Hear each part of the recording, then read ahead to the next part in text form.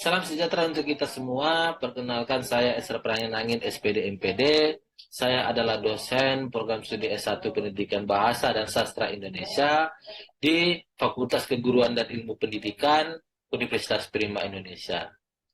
Dalam kesempatan ini saya akan memaparkan pernyataan diri dosen dalam unjuk kerja Tridharma Perguruan Tinggi atau disingkat dengan PDD, UKT, PT dalam bidang pengajaran.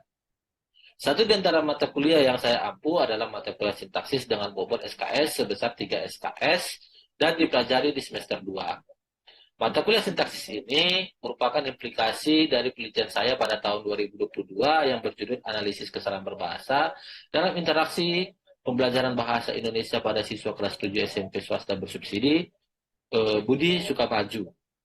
Selain itu, mata kuliah sintaksis ini juga merupakan implikasi dari kegiatan pengabdian kepada masyarakat saya yang berjudul Pelatihan Literasi di SMP Negeri 30 Medan.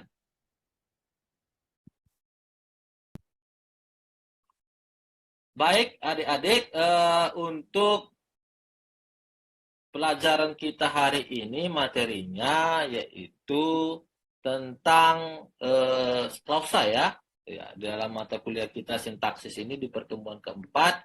Ini adik-adik bisa lihat di RPS ya, di spade kita sudah Bapak buat ya, RPS kita. Ya, ini ya. Di pertemuan keempat kita hari ini ya tentang klausa ya, tentang klausa ya. Di sini dia di nomor CMK 2 ya, CMK 2 yaitu mampu menjelaskan klausa bahasa Indonesia ya. Di sini nanti kita di pertemuan keempat ya menganalisis ya nomor 3 ya, pertemuan ketiga menjelaskan klausa bahasa Indonesia ya. Baik itu pengertian klausa, ciri-ciri klausa ya. Dan ya unsur klausa ya. Yang nomor 4 ya. Oke, sudah? Kita mulai ya perkuliahan kita hari ini. Selamat sore, salam sejahtera untuk kita semua. Bagaimana kabar adik-adik ini semuanya? Selamat sore, Pak. Sehat?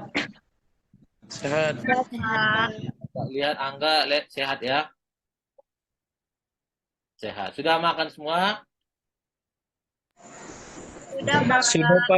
Tadi barusan buka, Pak. Bapak Tinjo ini sudah fresh sekali memang wajahnya. Berarti materi sebelumnya sudah dihafal ya? Atau sudah diingat atau sudah dianalisis ya? Materi sebelumnya apa? Frasa, Pak. Frasa, Pak. Ya, berarti tahulah tentang frasa ya.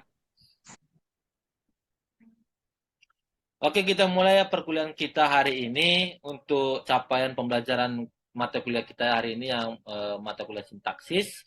Ialah bagaimana nanti untuk hasil akhirnya merinci cakupan sintaksis ya. Itu ada frasa, ada klausa, ada kalimat.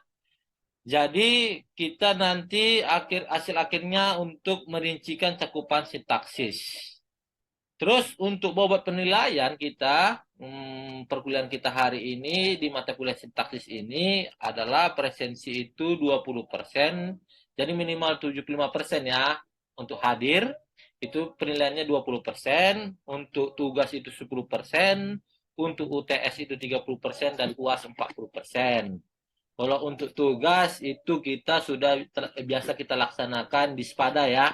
Ada pretest, ada posttest. Jadi sebelum kita memulai perkuliahan ada pretest dan setelah kita melaksanakan perkuliahan ada posttest.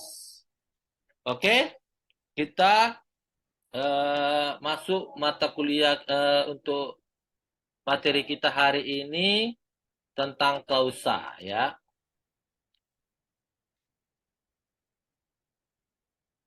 Ya, kelihatan ini, Dek? Kelihatan, Pak. Kelihatan ya. Apa yang Angga lihat? Klausa, Pak. Klausa, Pak. Klausa ya. Ya. Jadi topik kita di mata kuliah sintaksis ini tentang klausa materinya ya. Jadi indikator capaiannya untuk adik-adik bahwa kalau di materi klausa ini harus adik memahami unsur klausa atau pengertian klausa, ciri klausa, dan klausa itu, serta bisa menganalisis klausa berdasarkan unsur fungsionalnya. Itu untuk capaian pelajaran mata kuliah kita di pertemuan keempat ini tentang materi klausa. Sudah paham ini? Paham, Pak. Paham ya? Pak. Paham. Oke, kita mulai ya. Untuk materi kita hari ini, ada sebelumnya kita sudah belajar tentang prasa tadi ya, jenis-jenis prasa. Ada berapa jenis prasa? Ini jadi dilihat ini ya di sini ya. Ada berdasarkan bentuknya dan berdasarkan jenis katanya ya. Berarti ada Ya. itu ya. Ada endosentris dan eksosentris.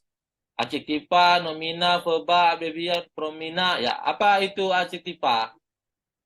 Adjektiva itu kata sifat, nomina itu kata benda, verba itu kata kerja, adverbial kata apa? Kata keterangan. Promina itu kata ganti. Kita masuk ya, belum kita hari ini ya. Itu klausa menurut para ahli. Itu ada Putri dan Yurni, itu tahun 2020 ya. Ada Abdul Cair, ini juga yang mengemukakan klausa. Terus ada Arifin tahun 2008 ya. Kita lihat satu persatu. Putri dan Yurni itu tahun 2020 menyatakan klausa adalah satuan gramatikal yang memiliki tataran di atas frasa dan di bawah kalimat. Jadi dia di antara frasa dan di bawah kalimat ya, berupa kelompok kata yang sekurang-kurangnya terdiri atas subjek dan predikat dan berpotensi untuk menjadi kalimat. Ya, ini wajib adik tahu ya, bahwa sekurang-kurangnya terdiri dari subjek dan predikat. Terus ada Abdul Khair yang menyatakan klausa itu merupakan satuan sintaksis yang bersifat predikatif. Artinya adalah di dalam satuan atau konstruksi itu terdapat sebuah predikat. Bila ada satuan itu tidak terdapat predikat, maka satuan itu bukan klausa. Jadi kalau dia tidak ada satuan predikatnya, disebut apa? Disebut dengan frasa. Kembali ke asalnya. Sebelum kita membahas tentang klausa ini. Ya. Jadi yang berhubungan dengan klausa itu yang seperti dikatakan oleh Putri tadi, bahwa subjek, unsur sekurang-kurangnya itu ada subjek dan predikat. Jadi di dalam Abdul Cair juga bahwa yang klausa itu sudah mendapatkan predikatif. Ya, meskipun kalian akan jumpa contoh sebenarnya frasa itu ya, Dek. Contohnya ya, frasa.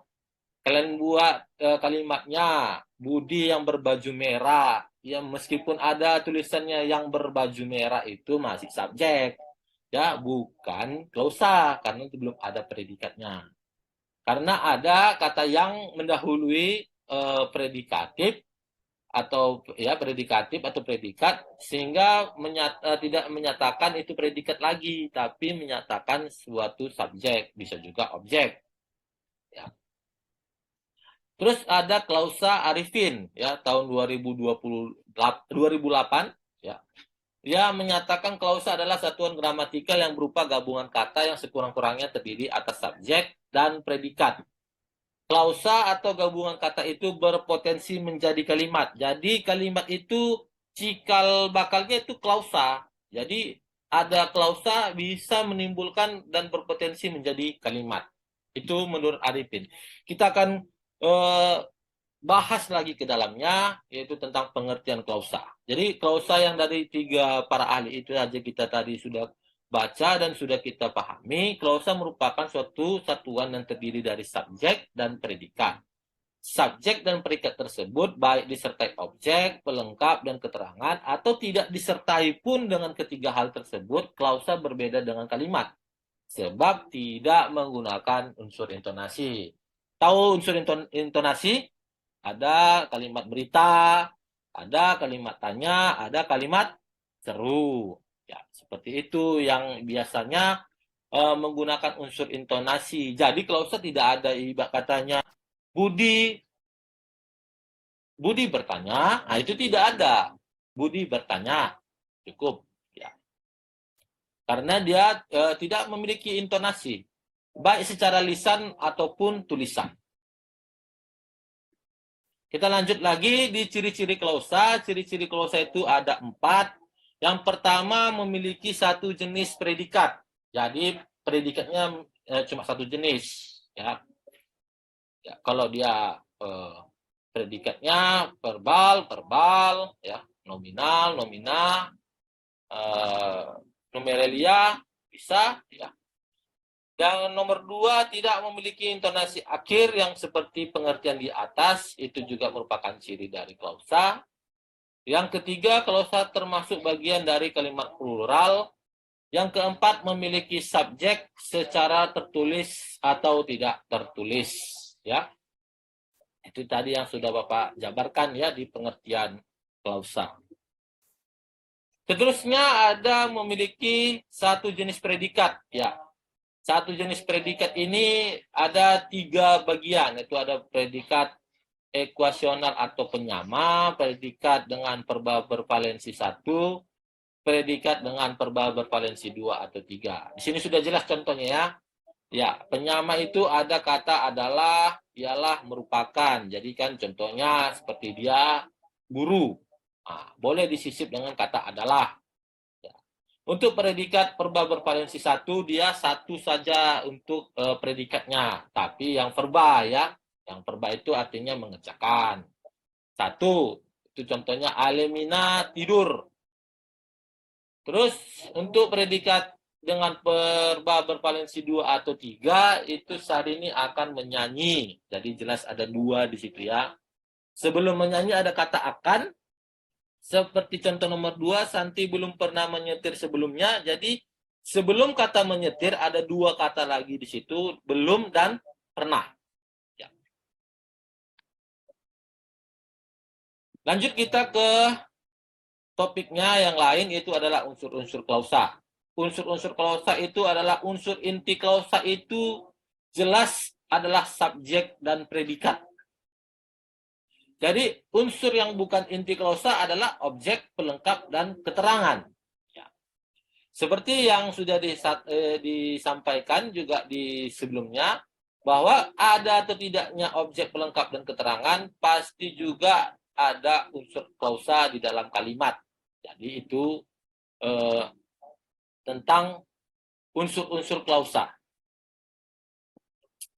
Di sini ada unsur inti klausa adalah subjek dan predikatnya dengan contohnya. Jadi contohnya itu subjek itu ada ayah, ibu, Rudi, Widian, Angga, mobil itu, rumah, kamu. Nah, ya. Predikatnya ada pulang, masak, lari, pergi, belajar, mahal, besar, begitu indah. Jadi ayah pulang. Nah, itu unsur inti klausa. Jadi unsur inti klausa cuma ada subjek dan predikat itu. Itu jelas ayahnya sebagai subjek, predikatnya pulang. Ibu masak, Rudi lari, Widian pergi, Angga belajar, mobil itu mahal, rumah besar, kamu begitu indah. Ya. Ini kembali ke verba bervalensi 2, bervalensi 1 tadi ya. Bervalensi 1 ya.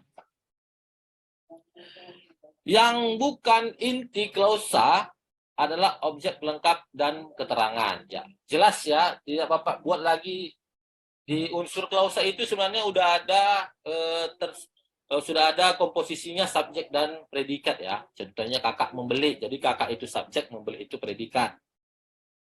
Arti itu subjek, membeli itu predikat ya. Jadi yang objek pelengkap keterangan inilah contohnya yang lain. Contohnya kakak membeli adik sepatu baru di toko. Nah, ini jelas mana objeknya, mana pelengkapnya, dan mana keterangannya. Selanjutnya untuk topik kita di klausa ini kemungkinan kemandirian untuk menjadi sebuah kalimat ya, seperti yang sudah disampaikan kita bahas sebelumnya, itu kemungkinan klausa itu berpotensi menjadi kalimat. Jadi klausa mandiri atau klausa bebas. Contohnya, merokok dapat menyebabkan kanker. Jadi merokok itu subjek, dapat itu predikat, ya. Menyebabkan kanker itu merupakan objeknya. Menyebabkan kanker didapatkan oleh merokok. Nah, itu bisa dibalikkan kalau aktif sama pasif. Klausa tergabung atau klausa terikat.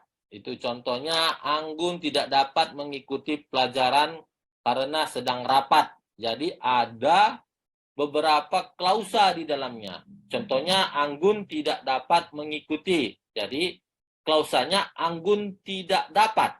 Ya, mengikuti itu unsur pelengkap ya dalam untuk kata dapat. Pelajaran itu adalah objek. Karena sedang rapat. Jadi ada conjunction atau kata penghubung karena dan sedang rapat itu adalah klausa yang terikat. Ya, ada klausa lagi. Jadi sedang rapat itu merupakan predikat ya. Ya, predikat. Tapi subjeknya ya Anggun sebenarnya ya. Karena tidak tertulis lagi karena berulang. Ya. Jadi di situ ada 2 klausa. Nanti Bapak akan singgung lagi di topik ini. Nah, seperti ini. 2 jenis struktur klausa. Jadi, ada yang namanya klausa independen atau klausa utama, ada klausa dependen. Jadi, kalau klausa independen itu bisa berdiri sendiri. Sedangkan klausa dependen tidak dapat berdiri sendiri. Contohnya seperti itu. Paman datang ketika hujan turun. Jadi, kalau paman datang bisa berdiri sendiri. Tapi kalau ketika hujan turun ditulis, dijadikan kalimat tidak bisa. Karena dia harus butuh klausa independen atau klausa utama. Nah, inilah kita bahas tentang klausa. Ya. Cukup materi Bapak hari ini di PowerPoint. Apakah ada yang mau ditanyakan? Saya, Pak. Ya, siapa? Sabrina Aprilia, Pak. Ya, Sabrina Aprilia. Apa itu mau ditanyakan?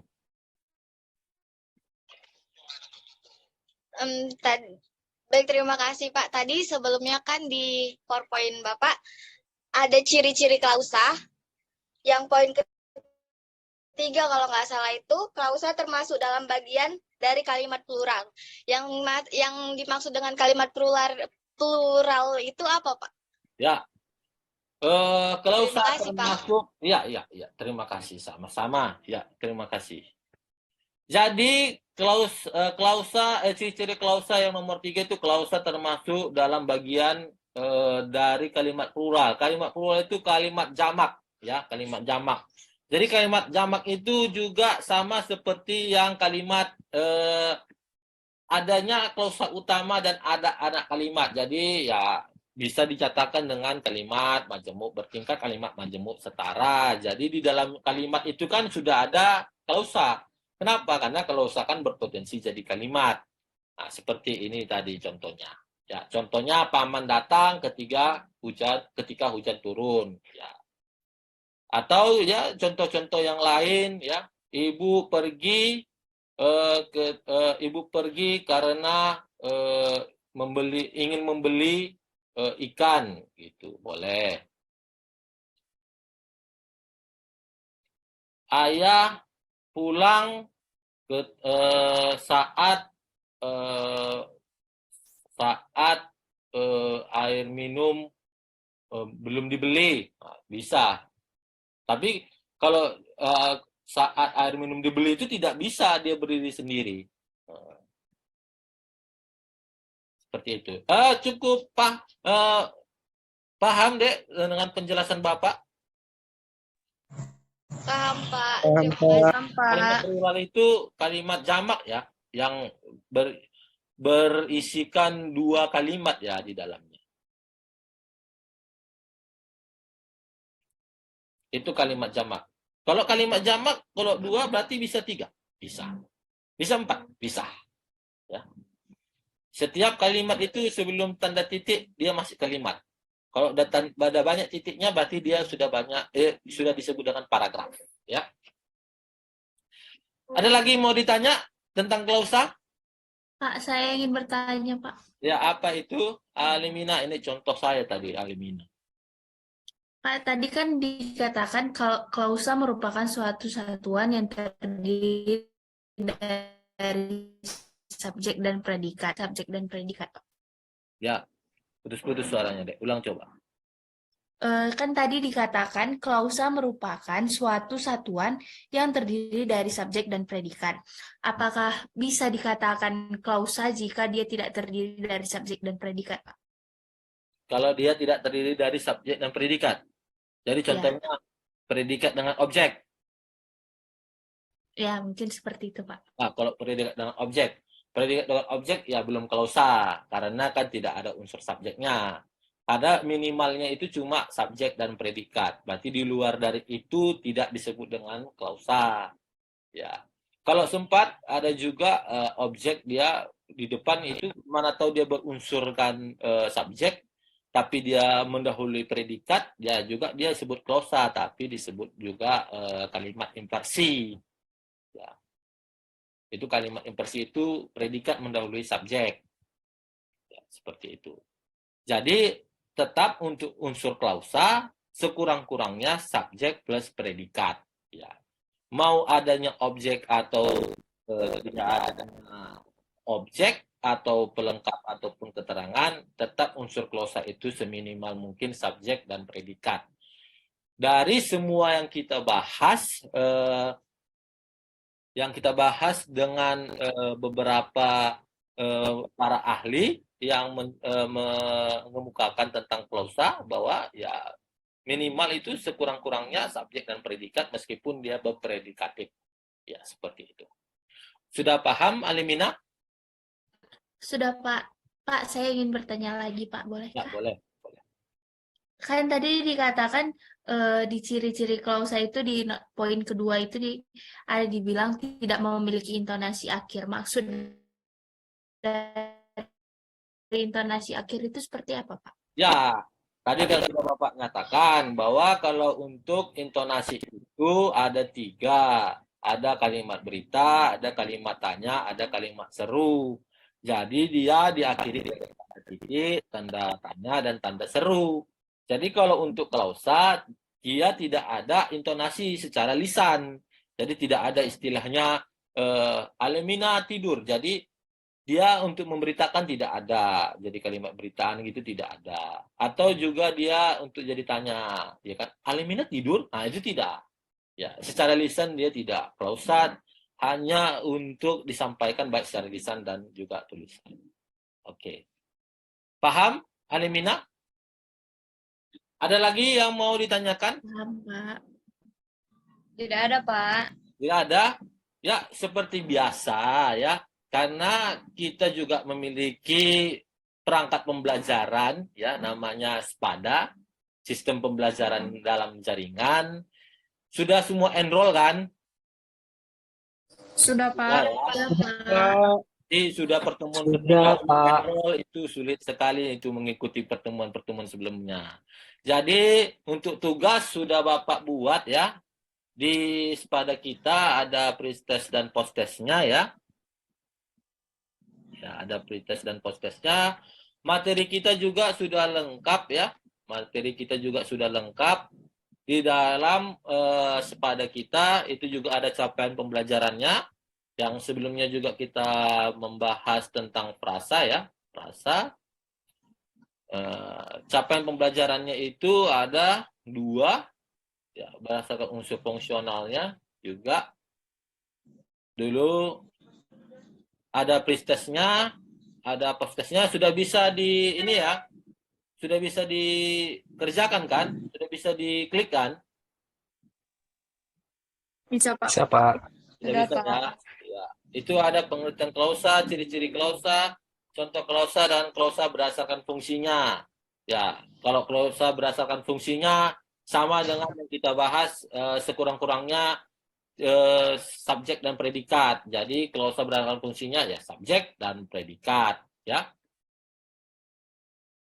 Untuk materi semua juga ada di dalam ya. adik bisa klik ya. Jangan lupa klik materi sebelumnya ya, supaya bisa dibaca dengan materi-materi selanjutnya ya. Ini juga Bapak buat di sini untuk supaya menarik minat adik untuk membacanya. Itu tentang klausa ya. Oke. Jangan lupa ya dikerjakan ya tugasnya ya, karena Baik, penugas Pak. ya masih ada nilai dari Bapak ya sekitar 10% ya. Sudah? Untuk pertemuan kita selanjutnya itu tentang klausa ya. Klausa juga berdasarkan unsur predikatnya ya, unsur predikatnya, dan juga di pertemuan ya unsur predikatnya ya. Itu yang kita akan bahas di pertemuan selanjutnya. Oke. Kita tinjau dulu ya capaiannya. Itu kita tinjau di RPS ya. RPS-nya sudah lengkap Bapak buat ya. Ya, RPS-nya sudah lengkap juga Bapak buat. Ya, RPS-nya